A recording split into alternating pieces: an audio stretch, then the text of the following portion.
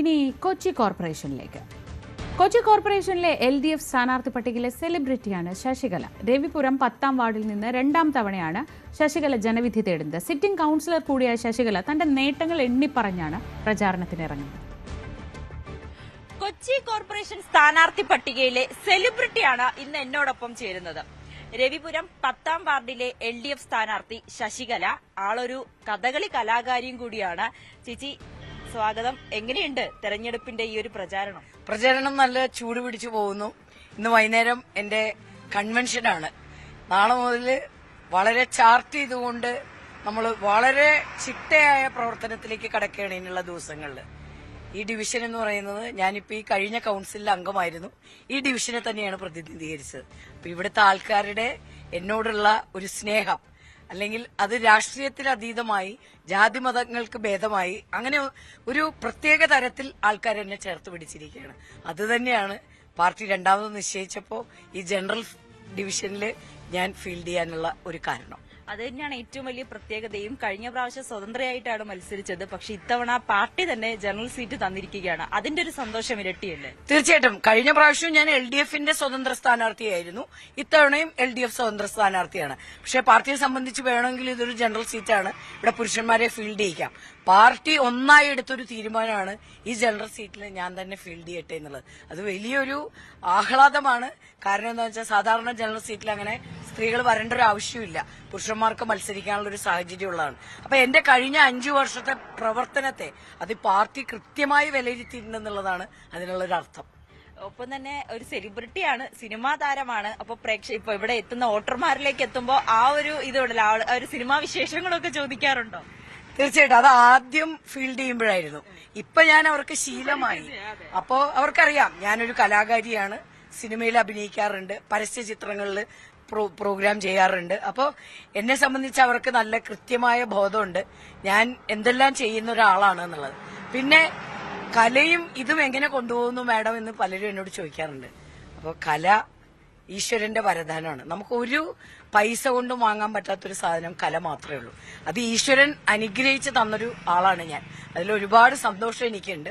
ഇപ്പൊ ഈ വൃശ്ചികോത്സവത്തിന് തൃപ്പൂണിത്തുറയില് ഞാൻ പെർഫോം ചെയ്യുന്നുണ്ട് കഥകളി. ഇതിന്റെ തിരക്കിലും ഞാൻ അതിന് സമയം കണ്ടെത്തുകയാണ്. അപ്പോൾ ഇവിടെയുള്ള ആൾക്കാരെ സംബന്ധിച്ച് അവർക്ക് നന്നായിട്ട് അറിയാം ഈ കല എന്ന് പറയുന്നത് ജനങ്ങളിലേക്ക് എത്താനുള്ള വലിയൊരു മാർഗമായിരുന്നു. അതുപോലെ തന്നെയാണ് പൊതുപ്രവർത്തനം നന്നായി ചെയ്താൽ അവരുടെ മനസ്സിൽ എന്നും നിറഞ്ഞു തന്നെ നിൽക്കും. അതും എനിക്കൊരു സംശയമില്ല. രാഷ്ട്രീയം, കല ഏതാണ് ഏറ്റവും കൂടുതൽ ഇഷ്ടം? കുഴപ്പിക്കുന്ന ചോദ്യമാണ്. രണ്ടും ഇഷ്ടമാണ്. രണ്ടും രണ്ട് തരത്തിലാണെന്ന് മാത്രമേ ഉള്ളൂ. അതാണ് ഞാൻ പറഞ്ഞേ, കല എന്നെ കണ്ട് ഞാൻ പെർഫോം ചെയ്യുന്നത് കണ്ട് ആസ്വദിച്ച് ഒരു ആസ്വാദകരെ എന്നോടൊപ്പം ചേരുകയാണ്.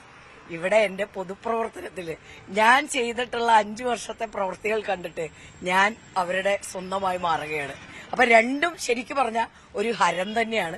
രണ്ട് തരത്തിലുള്ള ഹരമാണെന്ന് മാത്രമേ ഉള്ളൂ.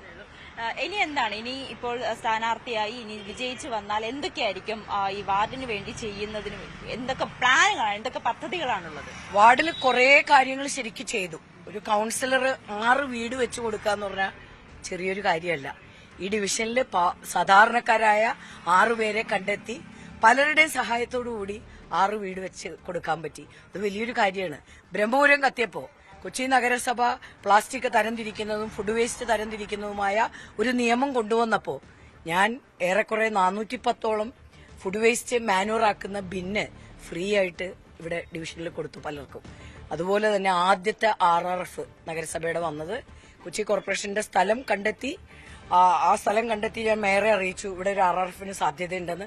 നഗരസഭ തന്നെ തെരഞ്ഞെടുത്ത ഗ്രീൻ വോംസ് എന്നുള്ള കമ്പനിയാണ് ഇവിടെ നടത്തുന്നത്. പക്ഷെ അതിന്റെ ഫണ്ട് CSR ഞാൻ തന്നെ തേടി നടന്ന് ഷിപ്പ്യാർഡ് ഒരു 25 ലക്ഷവും സിന്തൈറ്റ് ഗ്രൂപ്പ്, നിങ്ങൾ ആലോചിക്കണം, ഇവിടെയല്ല സിന്തൈറ്റ് കോലഞ്ചേരി ഭാഗത്തുള്ള വലിയൊരു സ്ഥാപനമാണ്. അവരുടെ CSR ഞാൻ അവിടെ പോയി അതിന്റെ MDയെ കണ്ടു, കാര്യങ്ങൾ പറഞ്ഞ് ബോധ്യപ്പെടുത്തി. പ്രൊജക്ട് വെച്ചപ്പോൾ 43 ലക്ഷം രൂപ അവരും സഹായിച്ചിട്ടാണ് നമ്മുടെ RRF വന്നത്. അതുപോലെ റോഡുകൾ പലതും തന്നെ നിങ്ങൾ ഇവിടെ നടന്നു നോക്കിയാൽ മനസ്സിലാവും, പലതും വൃത്തിയാണ്.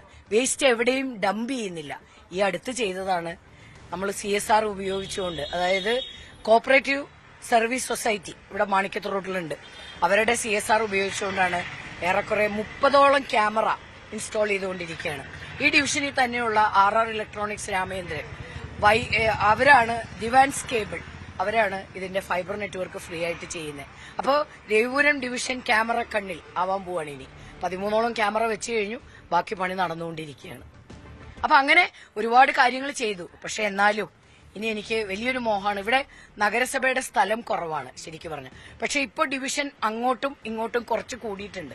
അതിലെവിടെയെങ്കിലും നല്ലൊരു സ്ഥലം കിട്ടിയാൽ ഒരു വയോജനങ്ങളുടെ ക്ലബ്ബ്, അതുപോലെ സ്ത്രീകൾക്കുള്ള ഒരു ഫ്രീ ജിമ്മ്, പറ്റുമെങ്കിൽ ഒരു അക്ഷയോ ജനസേവാ കേന്ദ്രമോ കൊണ്ടുവരണം. അത് വലിയൊരു മോഹമാണ് എനിക്ക്. കൊച്ചി കോർപ്പറേഷനിലെ താരമായ കൗൺസിലർ, നിലവിൽ കൗൺസിലറാണ്, ഇപ്പോൾ വീണ്ടും ശശികല ജനവിധി തേടുകയാണ്. ശശികലയാണ് നവമിയോട് സംസാരിച്ചത്.